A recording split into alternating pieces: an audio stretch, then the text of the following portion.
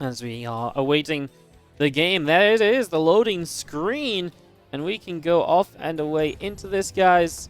Let's get this up and rolling. I'm just trying to figure out a good place for this. I think top right's going to have to be where the logo stays for now.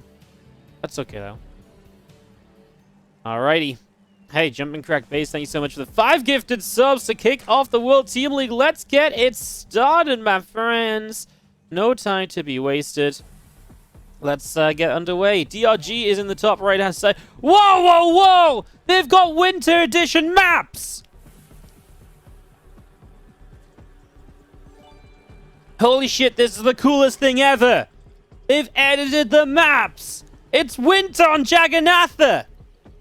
Oh my god! This is World Team League! It doesn't get better than... That's actually crazy. It's winter here on Jagannatha, guys. It is winter here on Jagannatha. I love it. I freaking love it. You know what? We've been saying this for so long. Even if you don't update the maps, just change the skin on the maps, and it would look so cool. It would look so neat, and it would just give a different feel. Oh my god, I actually think it's fantastic already. Okay, well, Team League's already got my hype going. We've got a hype train in the chat. Everybody's ready for a bit of World Team League action, apparently. So let's get this going. DRG top right, Clem in the bottom left.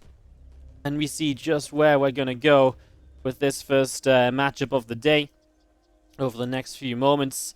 I'm feeling it, guys. I really am. I've been really excited for this event to make its return. World Team League is always fantastic. The last few seasons of it have been absolutely excellent. You really couldn't ask for anything better a lot of the time, I feel like. It really is just one of those tournaments that just delivers again and again. Loads of great matches, loads of great games.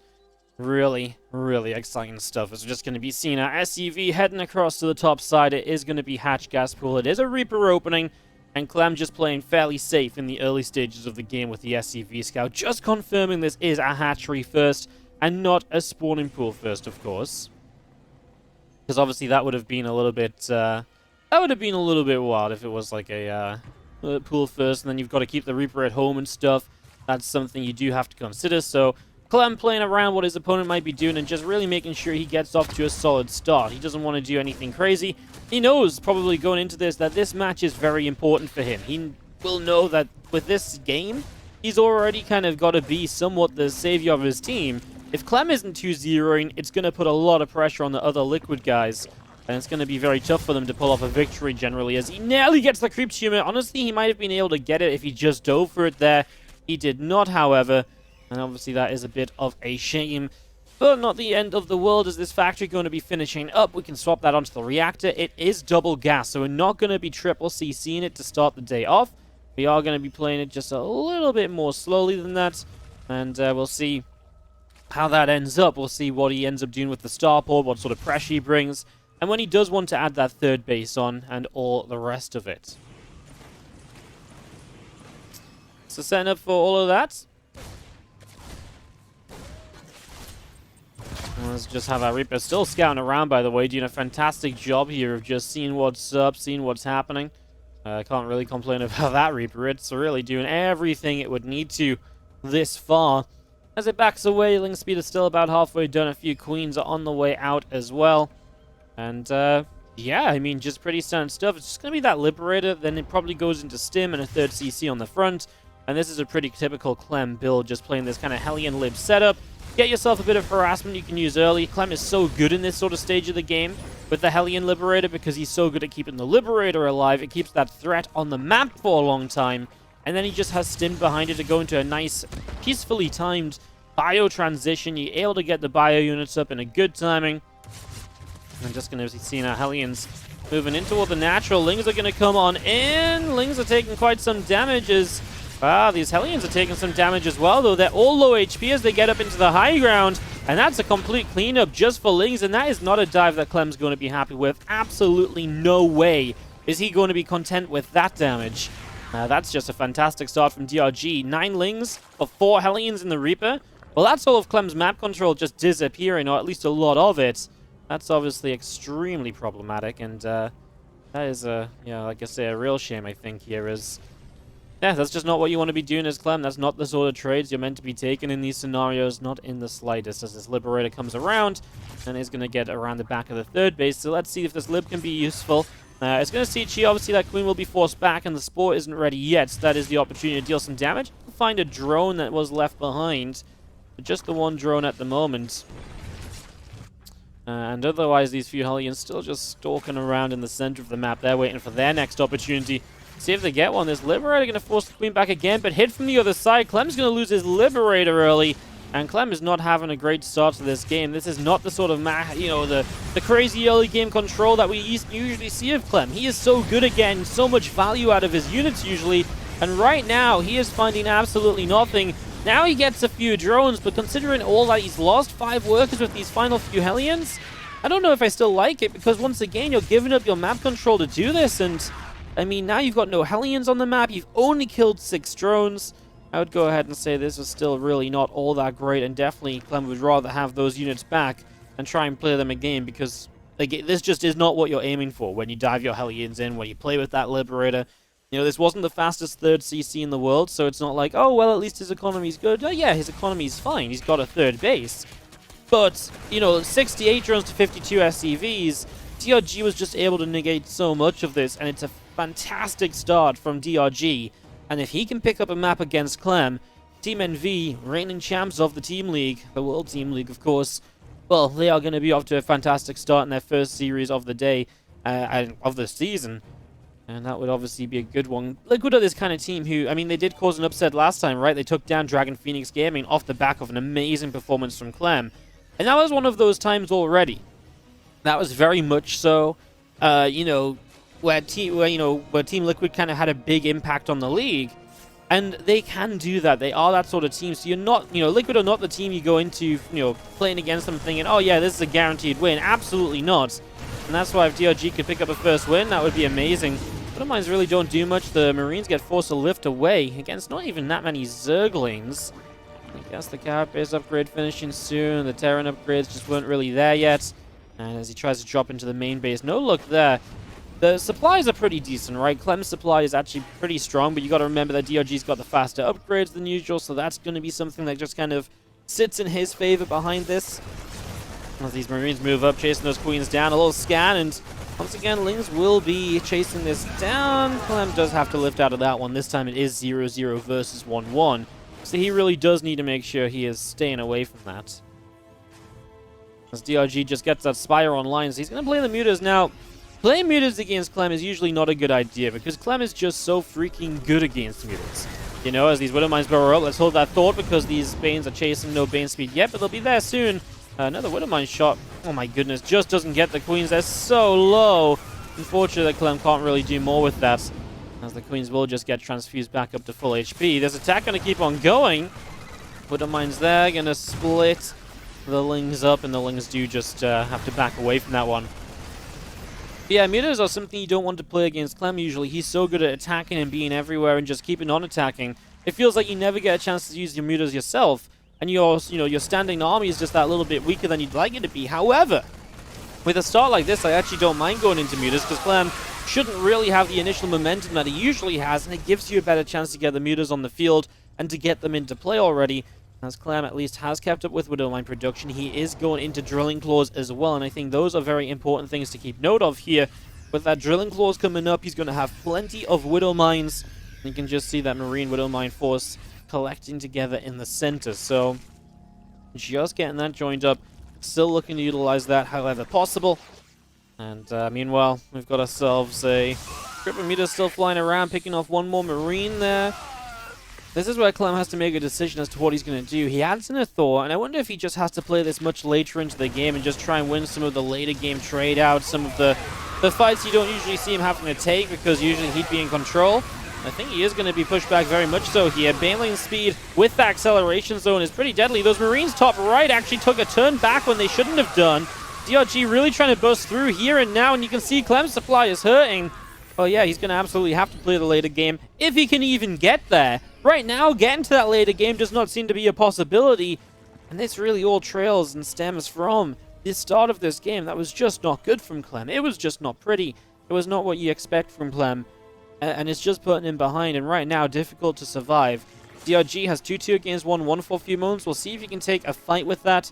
I don't think so. I think 2-2 will finish up from Clem. He's got a Thor now. That does help against the mutas.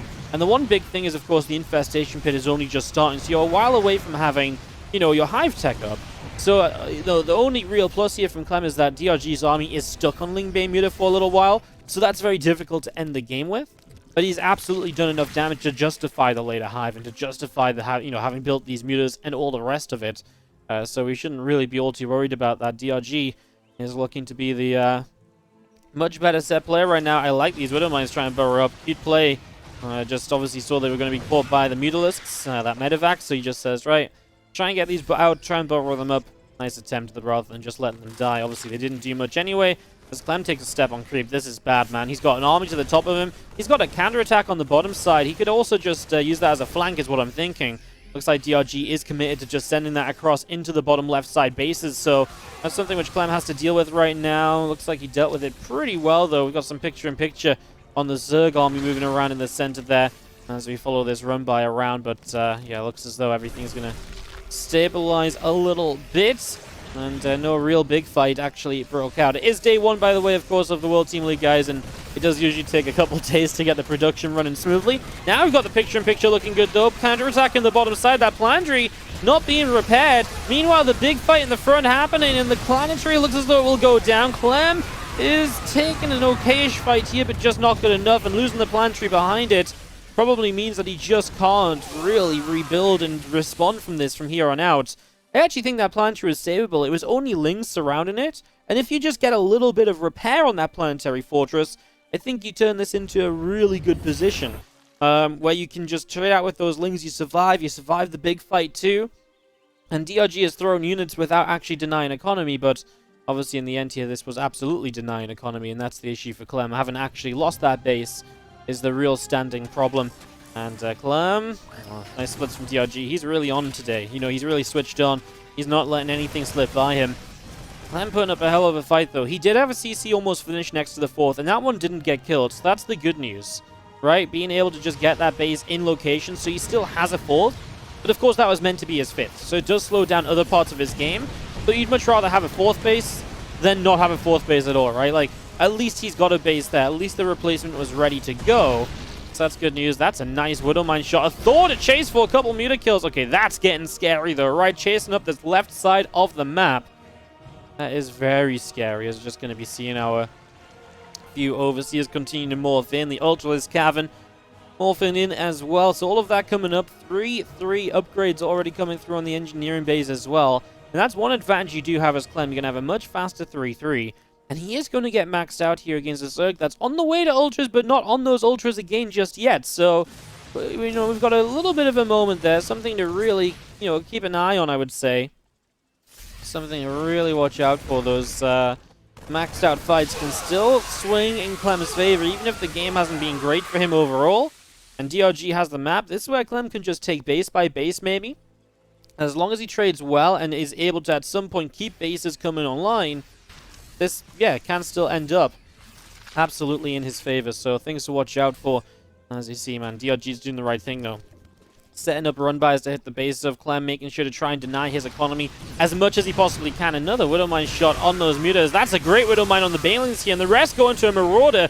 Great fight for Clem. Widow Mine's killing a lot of the leading Zerglings into this position, but there's also mutas in the main, so Clem has to go everywhere, and the SCVs are dropping like flies. 24 already slayed by this Zerg Force. A Thor about to pop out on that third base. I don't know if that will do much, as the Orbital here is actually just going to be targeted down. The Thor comes in, but a bit too late. Now Clem's supply is really hurting. In the main base, the Orbital was saved. This Thor will go down, though, and Clem finally gets around to chasing these mutas out with an actual army. But my goodness, I mean, DRG really just everywhere, knowing his advantage, knowing that he doesn't want to fight Clem all in one big clump. That's not what his army's made for. And just hitting in so many places that it really is, I think, impossible for Clem to really defend that properly. You know, without having something else on the map at the same time to punish DRG from throwing so much at him. I mean, honestly, I think Clem made a pretty good go of it. And that's after he loses 28 workers.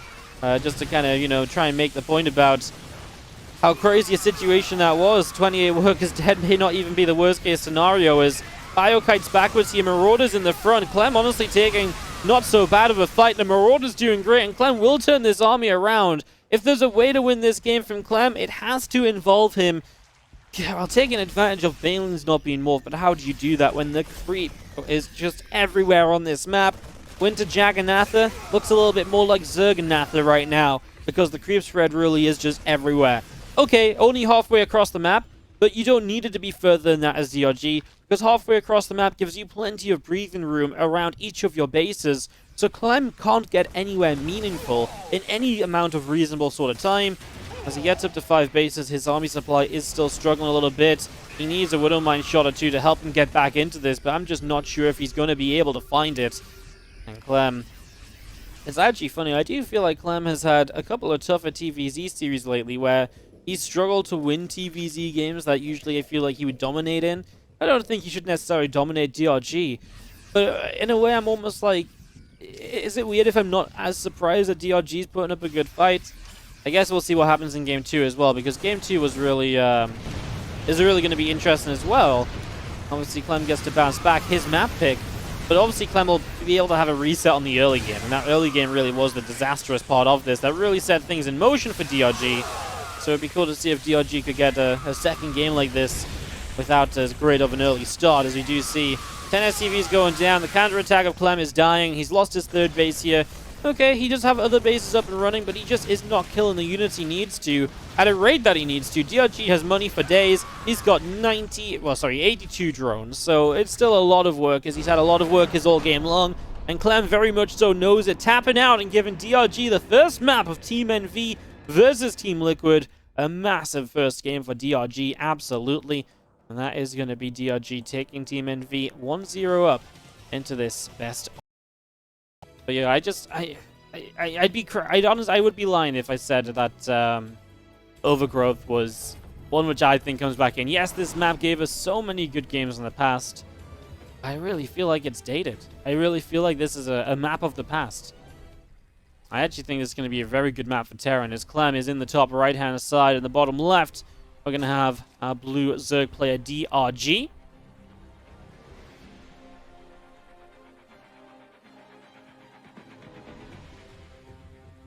So, yeah, I kind of look at this and I'm like, well, let's just see how it plays out. Overgrowth was a great map for Protoss. It was an amazing map for Immortal Sentry pushes. That's how far back we're going when we start talking about like a map like Overgrowth. And I think that's maybe my problem with it. I actually don't think I'd even hate it as much if they brought back like a previously Legacy of the Void map. But this is a Heart of the Swarm map. And if they just made no changes to it at all, I'd be surprised if there weren't some abusable positions with Liberators and stuff and so on that just didn't have to be considered back in the day because the Liberator wasn't a unit, right? So, yeah, I'm intrigued as to what comes up. I'll put it that way. I want to be vocal about it. I want to cause the discussion. I want to be the guy who goes against the flow of, you know, not liking them bringing back old maps and stuff. And that's fine, but I will give it a fair chance. Let's see what we get here in this TVZ. Obviously, Beckett was removed for this season, and I think the idea is obviously... I don't disagree with Beckett being removed. With this format that they have, it's kind of crazy that, you know, in a TVZ, the Zerg wins one map, and the second map guaranteed to be Beckett Industries, right? It always felt like that was really, really sick for Terran players. So I do like that they changed the map pool, because I think that was a big flaw last season. Having a Terran was just so powerful, because it felt like they were almost guaranteed, or they had a massive favor to get at least one map on the board. Even if they lost the first, they could pick Beckett, and their chances of winning that was obviously very high. So I am glad we see some different maps in that regard, at the very least. While the forward base is still gold, I believe they made no changes to the map. As far as I'm aware, they made no changes. So we will see. As Clem opens racks into factory. It is a bit of a throwback seeing Overgrowth. And Overgrowth was a loved map as well. You guys remember Dream vs. Life on this map, I believe, was such a good game. We had a lot of good TVZs in this map, to be fair, way back when. Just gonna see that Queen showing up and pushing that Reaper away a little bit. Was Clem even playing when Overgrowth was in the game? I believe Clem actually qualified into WCS when he was too young when Overgrowth was in the game. I think that was the thing where Clem was too young to play in WCS, so he played the qualifier anyway, right? And he's like, ah, whatever, like, I'm just gonna play for fun. And he actually qualified, and then they were like, wait, you're too young to play in WCS. And so they actually had to replay the last few rounds of the lower bracket, which is where he qualified from, because obviously it wasn't fair that he'd qualified. I don't know if that was actually an Overgrowth region, but it feels like it was that long ago. That was way back when. But yes, I'm pretty sure Clem has played Overgrowth in the past, guys. I'm pretty sure he's seen this map before. Hey, he must like it, because he picked this map. This was Clem's map pick. Which has me wondering, what about Overgrowth is going to be... what about Overgrowth is going to be kind of nice for him here? What did he like about it? I think the fourth base for Zerg already becomes kind of interesting. You either split yourself across the map left to right by taking the bottom corner, or you start taking a forward base. And I guess one of the parts of it is it's also just a 6-base map, right? And now he gets that drone. A 6-base map is generally just good for Terran players anyway, because it limits the amount of time the Zerg has to be able to kind of end the game. Because if you just let the Terran mine out to 6 bases, well, you only have 6 bases yourself, you are going to lose because the Zerg doesn't trade as well as a Terran. The other part of it is that, obviously, you just don't have a lot of options for bases of the Zerg. So if you can just keep that 6th base locked down, they don't have another side of the map they can run to, like on 2,000 atmospheres or something. No. They are just locked in. So that, you know, it's kind of what makes Oxide a good Terran map as well. Because this is going to be an Armory finishing up. Banshee's on the way. And that's going to be Banshee's following up this initial Hellbat attack. So Hellbats it is to just push on forward here initially. Queen's doing a good job. Medevac lifted and did get the Hellbat back out before it fell. As we just try and fight these Queens. Obviously, any Queen kill right now is amazing because you're going up against Banshees next. But the micro on the Queens has been freaking stunning from DRG. Absolutely beautiful stuff as DRG turns Clem around and says, nuh-uh, not like this. And now DRG goes into a Roach Roaring. I wonder if he feels like there's an opportunity maybe for him to get some damage done following that. I wouldn't be surprised, actually. Like, defending an attack like that, then you set up into like a, Roach Roaring. You just say, I feel like I can maybe counterattack. You know, you haven't had a best start. You've invested into a Hellbat attack that didn't do much. Of course, Clem, that's where the Banshees will be amazing. If he keeps these alive, they would defend the Roaches. I think that's why DRG has then cancelled the Roach Roaring and just gone into the Bane Nest and the Lair. I feel like he saw the Banshees earlier anyway, because I feel like he saw the Banshees when the Overseer scouted, but either way, he's gone against the Roach Roaring now, and he has gone back into just Bane Nest Lair setup. And that's a little bit more regular here. That's a little bit more expected. It's not going to be a good start for Liquid if Clem can't win this game. If they only get one map off of Clem, I feel like that was already bad for them. If they don't get any maps off of Clem, we are in some severe, severe trouble. Remember, Maru is up next against Mana, and then Harstem has to take on Bunny, which is going to be tough. A little bit further down the line, Bunny is absolutely no joke. I feel like he's playing some of the best StarCraft 2 I've seen him play in a long time, actually. So, more to watch out for as Hellbats and the Banshee get involved. This second wave didn't do much, though, and Clem has to back away again. Really not finding much at all in this early game, and Clem, even on the camp for a moment there, looked almost a little bit frustrated, like, oh, come on, like, why can't any of my attacks do damage today? And it does feel a little bit like that, to be fair. It does feel a little bit like that, as you just have a couple nibbles here and there, some bits and pieces going on. Obviously, the Hellbats back away up the left-hand side. They're going to escape up through to the top. And just going to be seeing the Spy coming through the hatchery. A couple of additional Queens, all building. There's that 1-1 upgrade, Stim, etc. All coming through still here from Clem. So all of that coming up. And Marines are going to turn the Lings away down the right-hand side.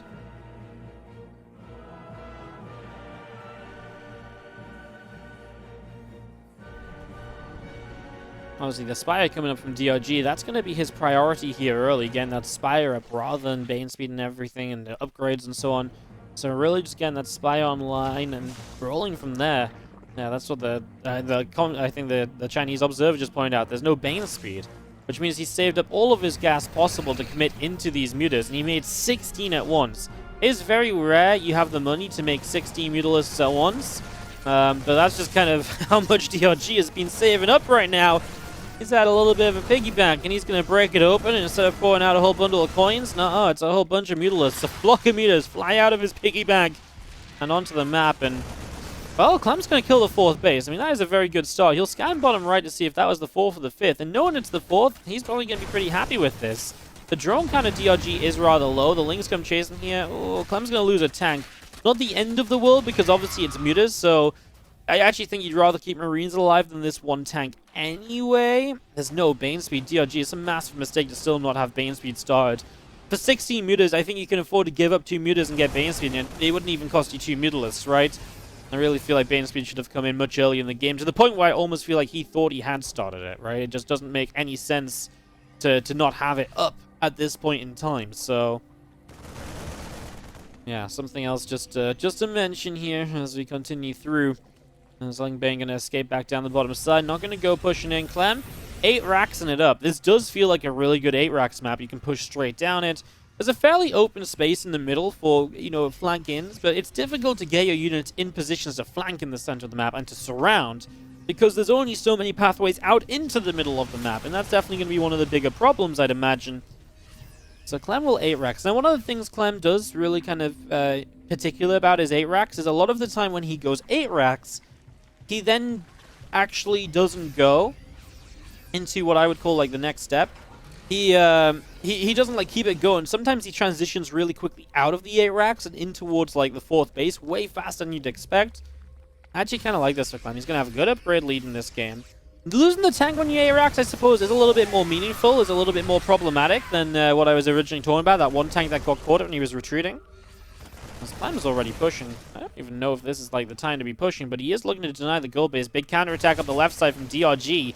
So we'll see how that goes. Clem's straight on top of this gold, and that's one of the problems with this map as well, I think, for Zergs, is that these forward bases really are like middle of the map. So the Terran rush distance to that location is pretty freaking short. You get there very quickly as the Terran is. He's going to kite backwards. He's got a massive counterattack to deal with at home. Banelings included. He's going to lose a chunk of SCVs on the 3rd. 6 workers, 8 workers down already. His extra few Marines coming out are starting to get the job done. 11 workers done isn't bad when you consider he's still got a lot of army over here, but his tanks were not sieged. Now they are, and the Banelings do go down, and Clem should be able to continue through with this one now. Should be able to fight this one off.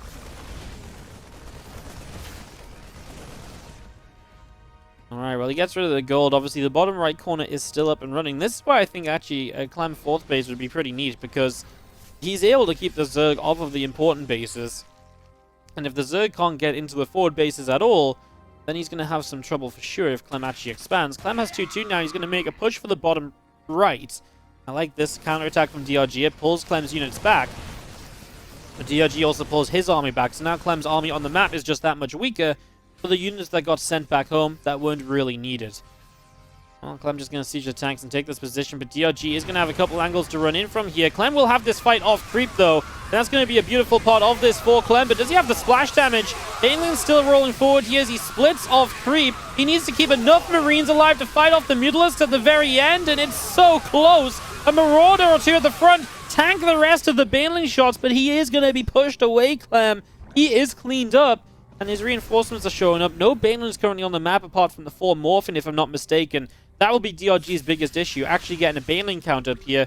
Without the adequate Baneling count, you're going to be in a freaking heck ton of trouble. As these Marines continue forward, a couple more Creep Tumors continuing to go down. Feelings around the other side just getting caught instantly. That's a big stim from Clem, though. Oh, I would almost call that an overstim, right? Like panic stim. He didn't actually need a stim at all to kill those units off, or even just stim the front few Marines. Didn't need to stim the entire army. That's some HP that will be healed back up off the medevac, sure, but medevac energy is something to think about. It's not always a problem, but if you're stimming like that every single time, it does become a problem. That's when it is problematic, in fact. So I'm shocked that Clem has not started a 4th base, right? He's just going to relocate the main orbital to the forward position. It's cute because if you're going to work with an orbital, that's definitely the base you want an orbital on, because it's just protected by your pushes, right? Your army is typically going to be in those positions, as these mutas did great here. They intercepted the drops trying to get units into the main to defend.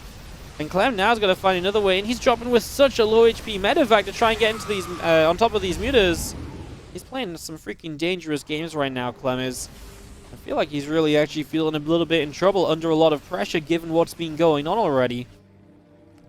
And I suppose that does make sense.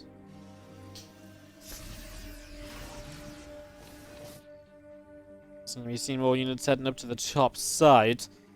As once again, DRG keeping up their activity maxed out.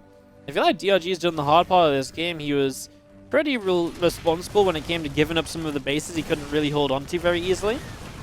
And that definitely made his life a lot easier. This counterattack was actually well held by Clem. The right units were in the right place to deal with the base, but these tanks not in the right place at all. Of course, still having tanks right now is just a problem as well. They don't really help against the mutas like Widow Mines do, and that's where Clem will have the biggest issue as DRG just comes swinging through the middle of the map. If you guys have Team NV down to win today, well, you're going to have a pretty freaking good day, I think, because DRG is looking like he's going to get 2-0 over Clem. And that is an unprecedented start in this matchup, and that's the sort of start that should already put Liquid under so much pressure. I mean, it means Team NV can clean it up if Maru 2-0's mana. That obviously is what I think a lot of people would expect, no disrespect to mana. So that would be the expected result there as Clem stands and fights in the middle of the map one more time. He isn't even trading badly, he's just always down 40 supply when these fights end. And that's the biggest problem of all, with the tech still coming up from the Zerg. Adrenal Gland's not far away. And this time, there's actually just a brand new wave of Banelings set to go, not too far behind. And that means they're already coming through. They're already getting on top of everything here. Yeah, looking pretty freaking great, huh? For DRG, who comes on through, cleans Clem up, and Clem going to take the 0-2. And that is not the start of the season that Team Liquid were looking for. They would have at least been hoping to be fighting in this series with Team NV. And it almost feels like the writing is on the wall with DRG taking down their ace player, Clem. 2-.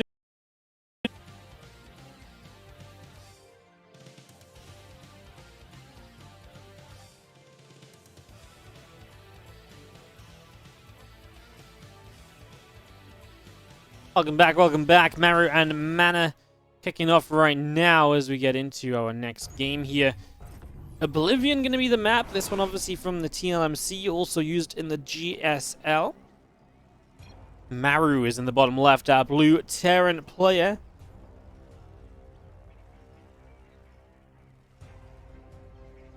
In the top right, our red Protoss. Team Liquid's Mana.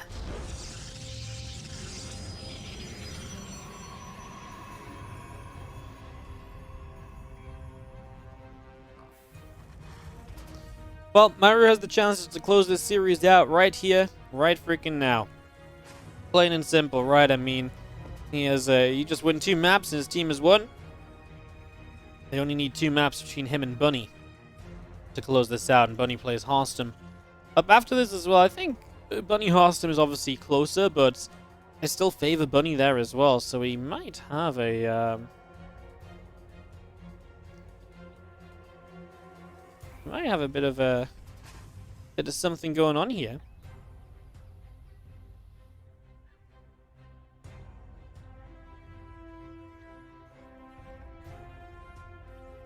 We'll see if we'll see what happens basically in the coming minutes. As we'll see what goes down. An engineering bay block to start us off at least. So getting that defended already. Stopping that natural of the Protoss coming online as best as possible.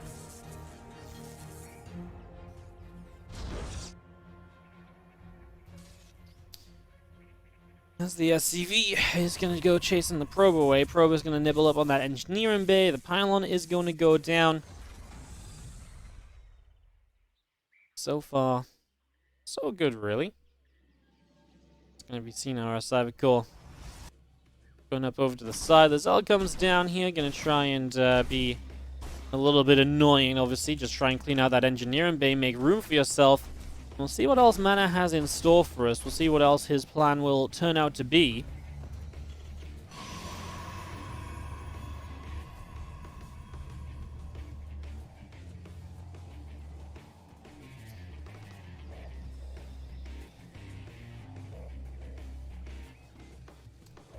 Robo facility already coming down. I actually don't hate the Robo, but a second and third racks already from Maru as well. The Robo oftentimes gives you like a prism and like, you know, a lot of units across the map very quickly. So if there's any kind of aggression here, then I like the 3 racks a lot, because just a good amount of bio units is generally going to put you in a good position in that regard.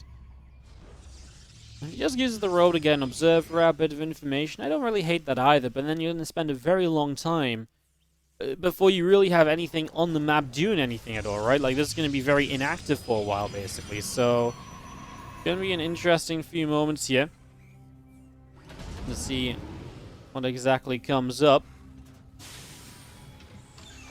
It's just an observer for now. Now 2 more gateways. And yeah, we'll see as the Warp Prism starts up as well. We'll see where Mana is going to take this. There's just going to be at least some amount of pressure into the base. The good news until like Stim is up, I suppose, is that a Stalker count here obviously can trade well with Stimless Marines. They can fight from afar and do a good amount of damage. So that is absolutely one of the big positives I would say that Mana has. As long as you can find the right fights, that's not always easily done. Against like a heavy bio count as well, though. So definitely some potential... definitely some potential problems here as we see our Prism loading up and going to start heading across the map. Let's see what Mana can do then as he puts on some pressure in this early stages of the game. He's equal in workers, in fact down 1 worker. Already good for Maru. Typically Protoss wants to be ahead because, well, you know, they are going to be the ones that do not have mules, so you want to be a few workers ahead at the very least.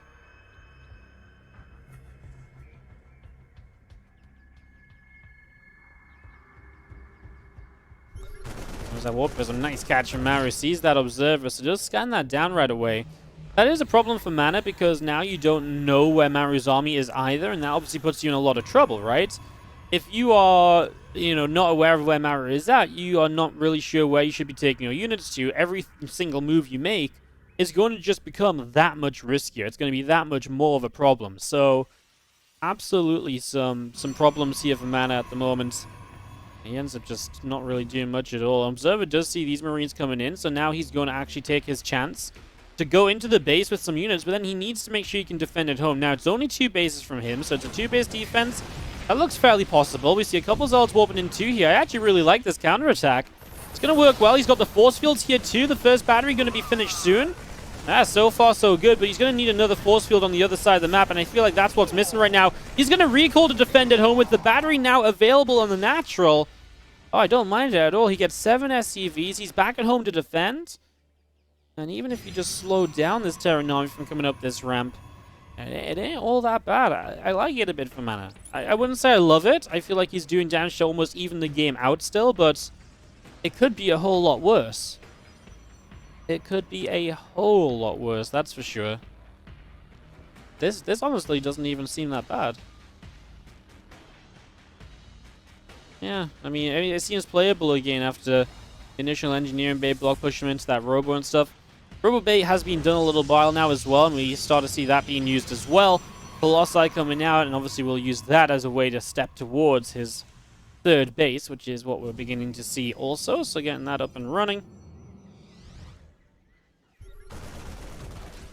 That's another nice scan. Denying these observers is massive. 2 observers down.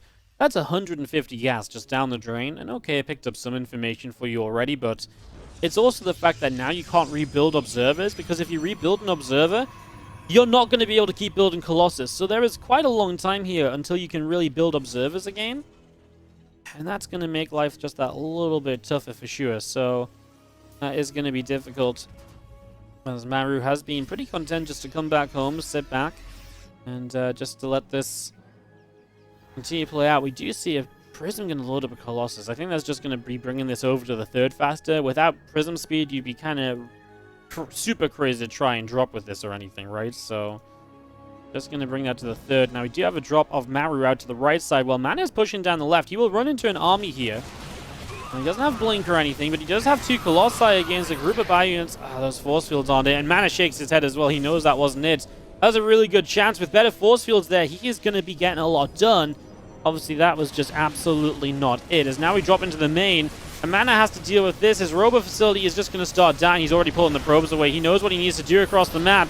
He knows he needs to make a bust happen, but there's a tank, there's a bunker, the SCVs are pulled, and Maru is just doing crazy amounts of damage at the same time, as Maru is absolutely going to push himself into winning position. Team NV are already going to take that 3-0 lead. Team NV looking really good here to start things off. Now that was it was a good attempt from him. I liked what he I don't know. I feel like Jagannatha, yes, it's a good Protoss map.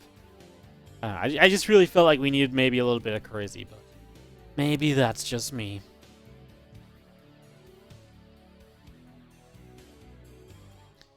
Can they choose Frost when it's the next map? Yep, absolutely. There's nothing you can play the map 3 times within a best of 7 if you want to, as long as the loser picking each time.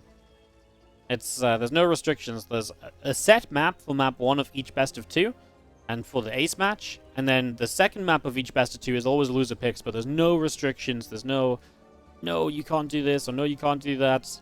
None of that at all.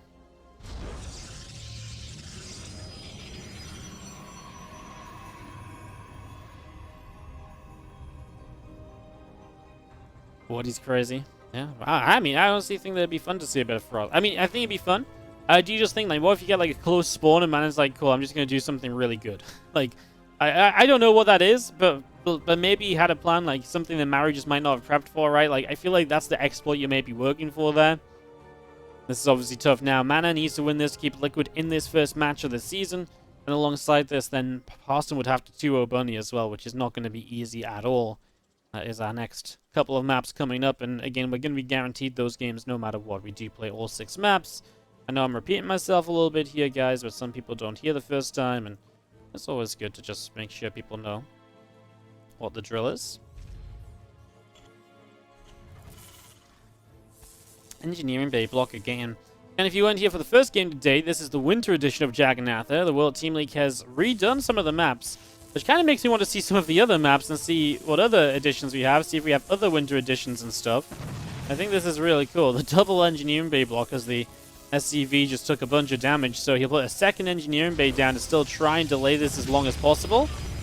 Obviously that does cost you more minerals, but really did just want this to be a significant delay, considering the fact that Mana just pulled the probes very quickly this time around. He doesn't even need a Zealot, so he can skip the Zealot, he can build his Nexus before he builds a tech structure.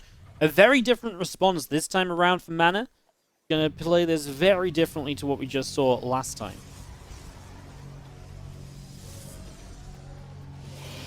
Why continue after 4-0? Because every map counts. Map score is important in the league, so...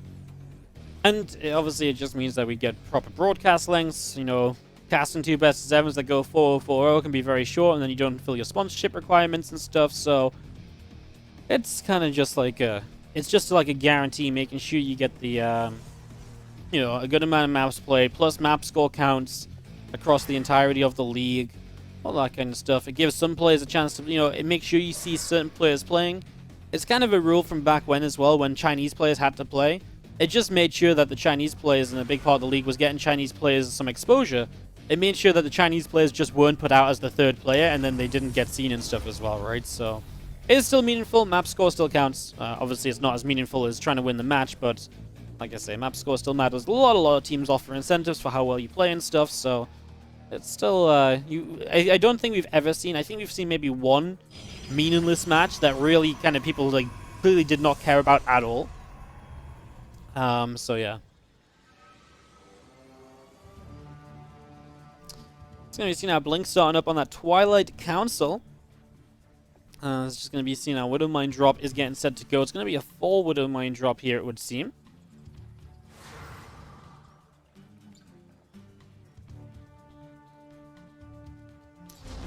Okay, we're coming up. Robo Facility continuing in.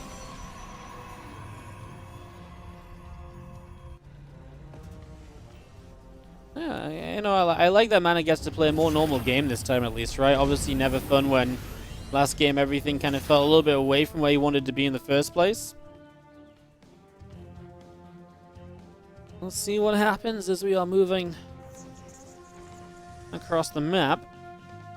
4 Widow Mines heading to the bottom left-hand corner.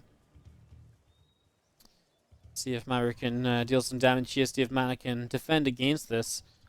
He's played some cool PvTs lately. I played Bjorn in the Open Cup on Europe the other day, and he actually played a pretty cool series. First Widow Mine's going to die. Second Widow Mine is going to fire, so will a third.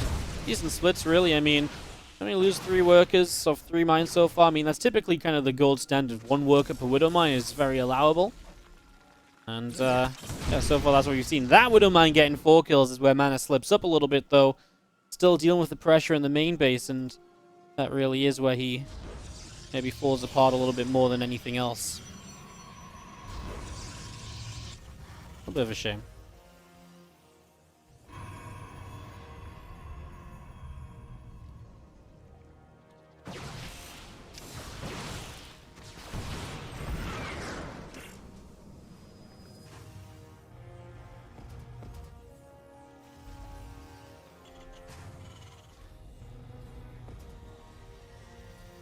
So gonna see our bunker then set up. It's gonna be having a couple of Marines inside it. And a good start from Maru. Definitely the sort of damage that you're looking for a lot of the time as another Raven continues in. Still getting this Raven up and running. Obviously, it's going to be interesting to see a second Raven. That you don't usually see. That is a little bit different to the usual. So, yeah, that part is definitely a little bit funky.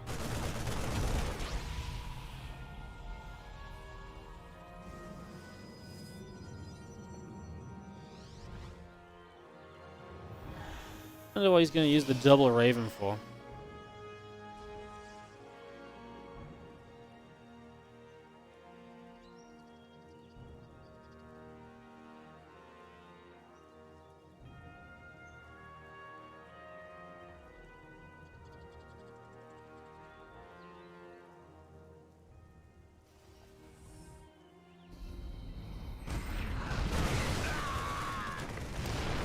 Stalker's going to come into the main, has this Disruptor try and help him out as well. Is going to be trying to make a play on that.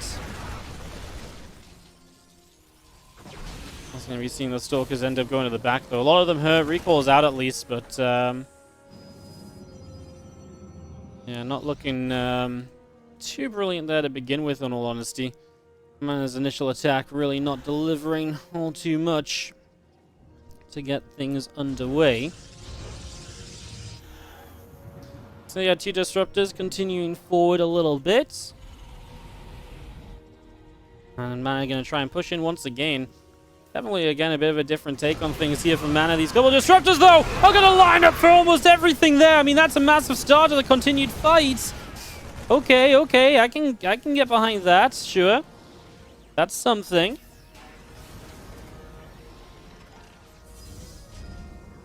Okay, I mean, I really don't hate that. That was really fantastic. That's the sort of thing that you need here, I think, from Mana. Gives him some hope again, right? Gives him some hope. Just going to see our Stalker's going to disrupt a shot forward as well. He's going to try and go for that Siege Tank. Not going to get it. Massive Matrix comes down. Oh my goodness, that is a heck of a Matrix actually coming on through right there. And now Mana is going to be chased away. Maru looking really good all of a sudden to chase this off and to make this happen.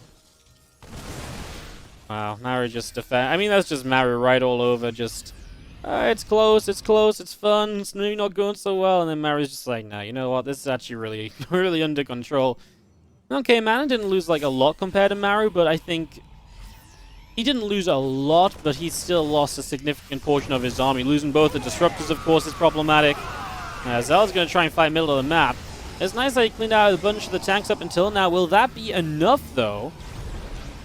Will that be enough? As we're just going to see that that Matrix off on a Colossus again. A couple of Zealots trying to move forward. I mean, this position is going to be hard to hold onto for Mana. He's got to find a way to get through those siege tanks. Colossus not going to have a great time. We've got Disruptor shots flying. He's going to get one tank already. That's something at least. But Maru just seems like he has so much as he takes the third base behind this as well. Man, Mana really felt like he had some moments here. He got some of the better Disruptor shots, right? He got on the right track. It just didn't quite end up going his way at the end. This wasn't quite enough.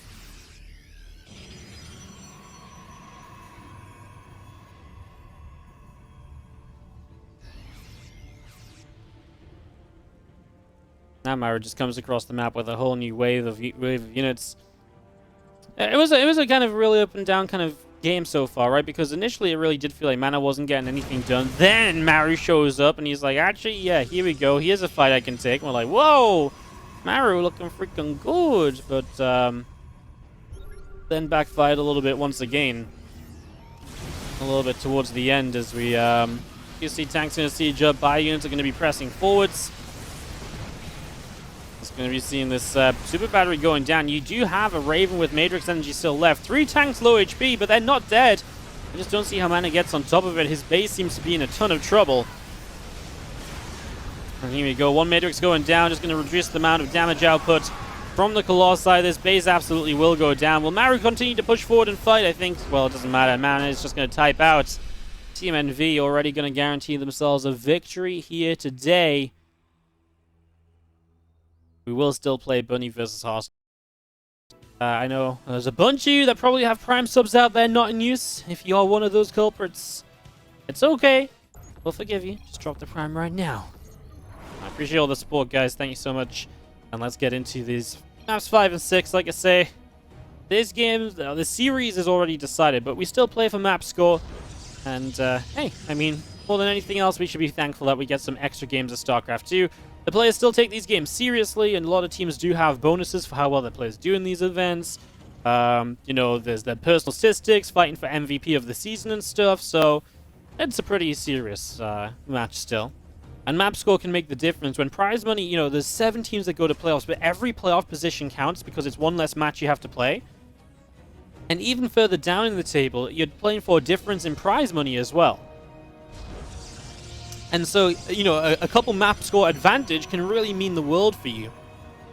And that's basically just how it goes. That's why these maps are important. So, while it might not seem crazy, last season Clem dropped a map that maybe he shouldn't have done, and by map score they got eliminated and didn't make the playoffs. So, there's actually a really, really big deal with the whole map score thing. So these games are still important. They count for a lot. Let's see what goes down as we get this next couple of maps underway. This is Frost. Is Frost cross only or is it fully random? I don't know. There was a time where Frost was limited to cross only, right? Yeah, that's obviously one of the talking points here is that we're playing freaking Frostival maps. That's one of the additions to the map pool. So we actually see all the new additions today. Clem chose to play Overgrowth. We saw Oblivion as one of the starting maps. And obviously Frost is one of the starting maps as well. So we're guaranteed to see Oblivion and Frost. And now we're going to see piling up on the top side of the map. So Harstem, I think one of the things about Frost is it's got a really vulnerable main base. It's got a lot of space around the edge of the main. And we always used to see, like, I mean, blink attacks in there were always very powerful, I would say. And even just for Stargate and battery play, I think that's very neat as well. Yeah, showing that Harstem hadn't seen the top. It looks as though Harstem is just aware that it's cross-only, right? I think that must be the case, right? That it's cross-only. As this Reaper comes in, is going to kill off the probe. Well, I mean, that means you're probably not going to be looking to actually start up like a Void Ray battery setup or anything, unless he sends a new probe across. It's an Adept moving on the map right now. So that is something that is setting up. The Stargate going to be done in a moment. Adept just going to take the watchtower here as well. It's just going to hold out on that.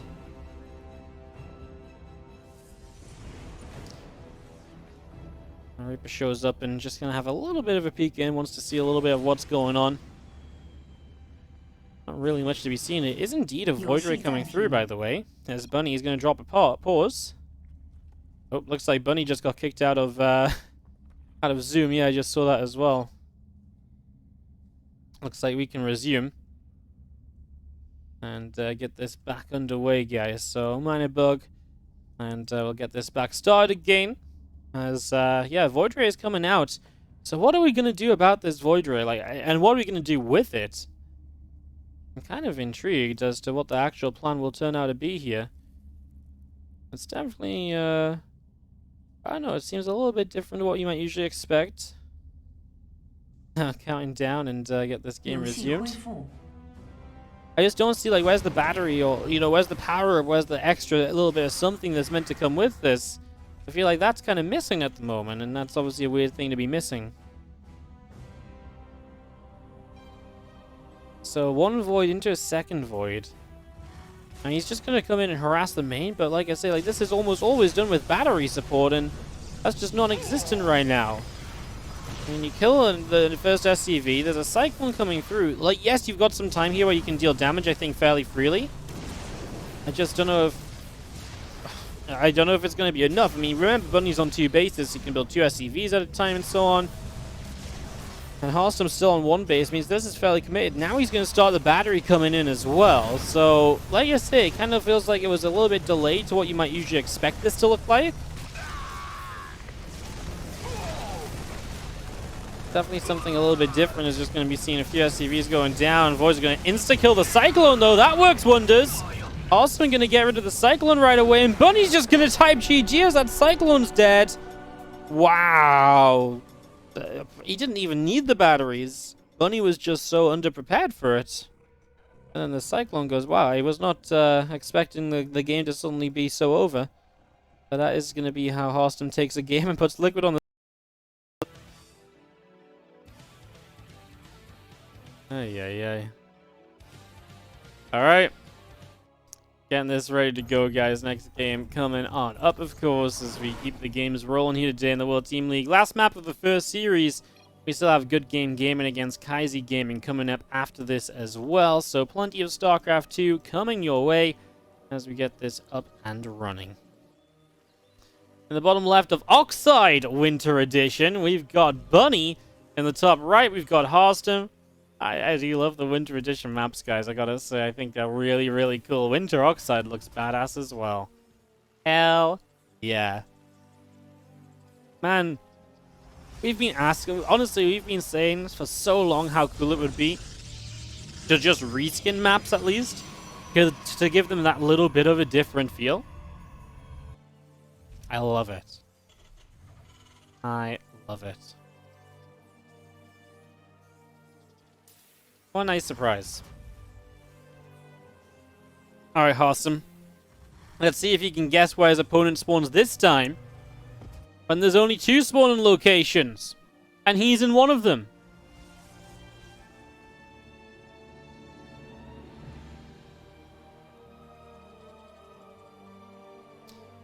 Looks like we're going to have a fairly regular early game this time with an expansion apiece. Harstem going to expand before he goes Cybercore. So that means he's going to have a little bit of a later Adept, a little bit of late attack. So just a little bit more of an eco-focused play here from Harstem. And when his opponent goes Marine first, this is actually great for Harstem, because you don't need a unit out to defend the Reaper when there's no Reaper or anything. So yeah, this is absolutely fine. Marine first versus Nexus first. He's... So not Nexus first, but Gateway into Nexus. He's looking very good.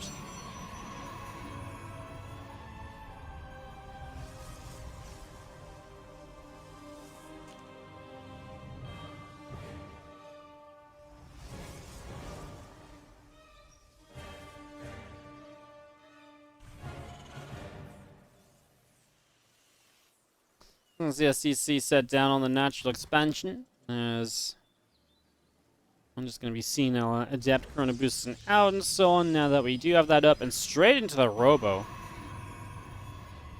Obviously, Robo is not the most common of openers in PvT. It is one that Harstem really stuck by for a lot longer than anybody else did. He really, you know, took this build, and he really, like I say, he really stuck by. Like, he really just did it repeatedly for a very long time. It was always cool to see. And yeah, it's a very safe way to open. You can't afford to take damage with this because you're basically playing a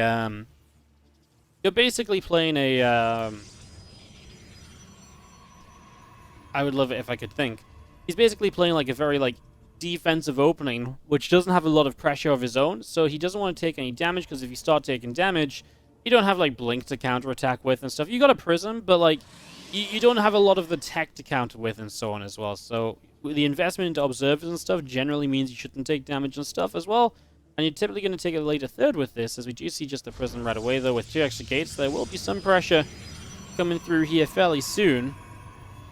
He's just going to drop a 4th gateway. Wow, Harstem is really going to just come out the gate swinging today.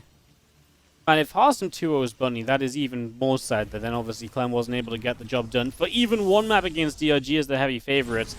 Big find on this pylon. But you know what, this Hellion seeing this pylon, how much do we worry about that when there's a Warp Prism up anyway? Like, you know, if I'm Bunny, I'm like, okay, pylon, but then I'm like, okay, but I've got track of the pylon, so if you're not using that pylon, then it's kind of like whatever. He will send a Widowmine drop across the map. Widowmine drop is actually going to see the Warp Prism. They cross each other's, they've crossed by each other. So the Medevac and the Warp Prism just flew by each other off screen. Again, I'm not observing, guys. This is the clean feed. So they have seen each other. As there is a bunker up, Harstem will work his way around toward the main base. While the Widowmine drop goes into the main, maybe it would be a good time to get some picture-in-picture action. Production team. I know you can't hear me, but I can pray for it a little bit, you know. Into the main straight away. We are going to have a good fight just against a surround of SCVs. Stalker's just lifting up as they get low as well. Evacuate now. Widowmine still 2 of them active to go into the main. Only 2 probes lost so far as 20 workers have gone down. Oh no, I can't believe Harstem is on the verge of 2-0ing Bunny. And no one else was able to take a map for Liquid to get an ace match. Oh man, as the siege tank spawns out, the Warp Prism is going to get killed off with units inside and multiple units inside as well. 16 probes have gone down too. Harstem has 28 workers left against the 3 as this one Stalker probably could have target fired, and he will target fire in the end. So the attack is cleaned up, but 27 workers to the 4 kind of says it all as Harstem.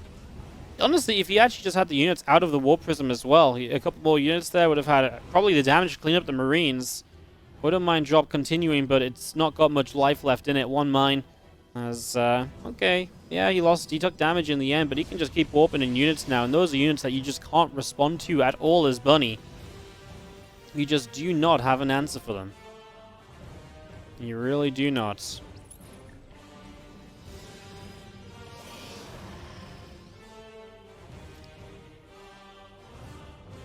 Man, really,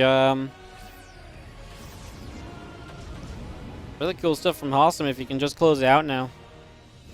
Let's see if you can. It's really turned into something special at the tail end of it, didn't it? Ay.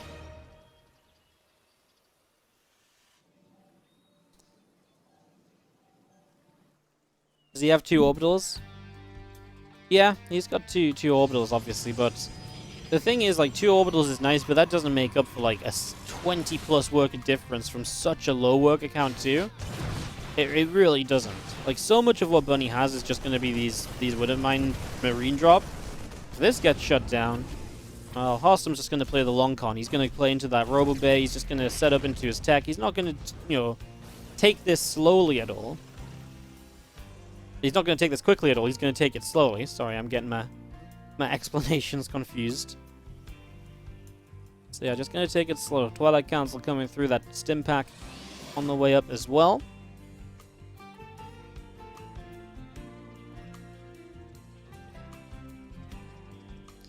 Units are moving across the map. I mean, the worst thing I think you can do right now is to attack too soon. I really do think that just going into Colossus and stuff is absolutely fine. You have got a serious worker lead. He knows he's got a serious worker lead.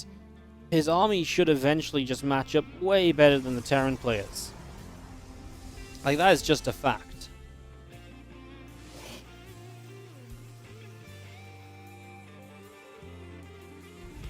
He's got Blink started. He's got his Colossus coming through. Now he'll get the 3rd base started as well. He didn't want to start the 3rd too quickly, just in case a very quick follow-up attack came from Bunny. He wanted to make sure you had some amount of units up, and he also wanted to prioritize the tech. Again, doing the damage he had done, he did not need to take the 3rd super quick. He had some time to work with there.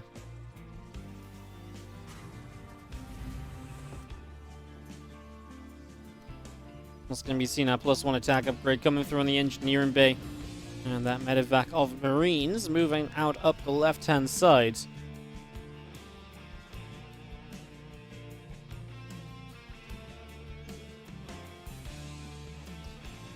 So medevac through the top, getting set up. It's going to be trying to be as annoying as possible, obviously, and just try and force Harstem around. Harstem will feel a lot more confident once he gets Blink on the map, of course. That's going to give him a lot more mobility to deal with drops like this. And that's the point in the game where you can start worrying a little bit less about how all of this is starting to play out. A little bit more on all of the other bits and pieces that are ongoing.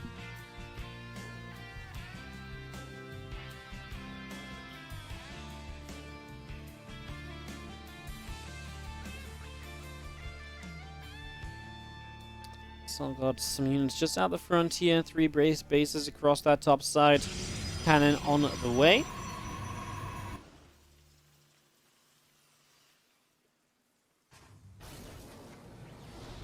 So we're hanging around up on the high ground, and I think you kind of just wait to see what's going to happen next as our medevacs will load up and move up to the top left. Away they go. See, Harstem still 18 workers ahead here, by the way. And while army supplies are closed, you got to realize the tech that's available is really in Harstem's favor. And that's why Bunny really needs to kind of drop and find attacks that aren't just straight up frontal attacks. If he wants to get back in this, beautiful spot with this Stalker. Sees the drop from a mile away. Oh, well, a base away. And that's obviously really good information as well. And Bunny is obviously super committed here too, right? No third CC or anything, so he really needs to start getting damage done at some point. Else he will be in a fair amount of trouble.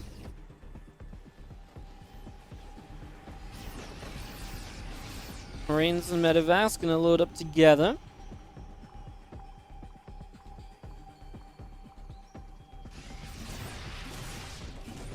That one Stalker again chased away. It's like, ah! Run, run, run! Get me out of here.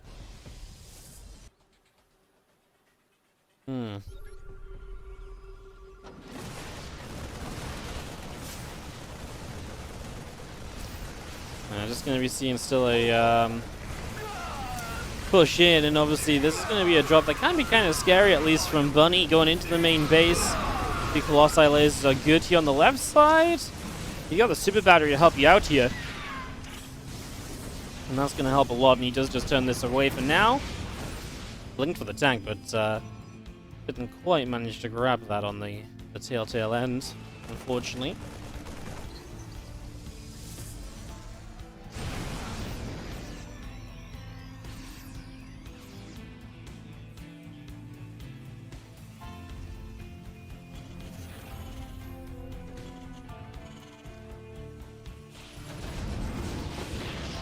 So settling down a little bit with Harstem defending, and now he gets to push across the map. And again, all he had to do was defend and defend, especially when Bunny decided not to take the 3 base option, and instead just stuck on the 2 base option.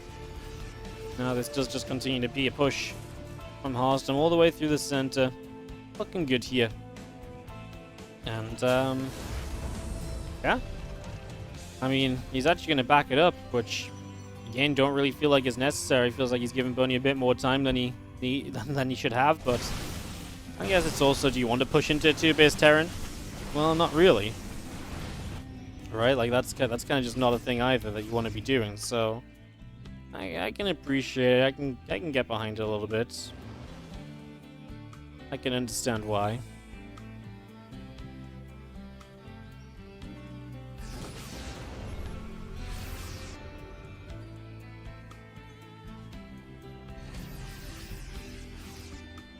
Bioforce setting up, Zealot, Stalker, Colossi coming through and going to start pushing this back. A couple Widow Mines at the front. Harstem doesn't have detection with this army, funnily enough, but it's going to move up this ramp. Now he is just going to kind of start going for it. Vikings will be shot down by Stalkers as they try to chase down Colossi. Not even sure there's enough Vikings to even be scary there. Those Widow, I mean, he really just needs an observer. That's the one thing that is really going to be helpful there more than anything else. Right now he's Blink, Stalkering, Micros. It's Blink, Stalker, Micros. Blink, Microing, Stalkers. Yeah, that's a good one, Wardy. Good job. Blink, Microing, Stalkers back out of the way there.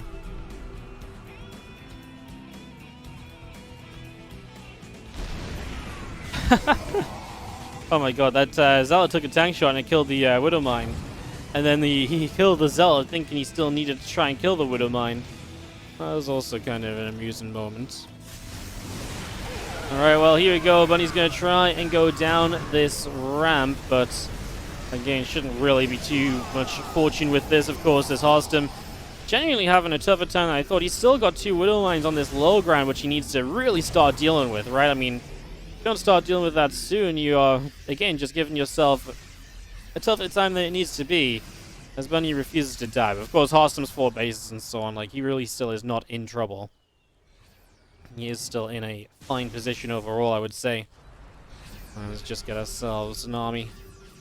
Game positioning to stop an attack down a ramp or so.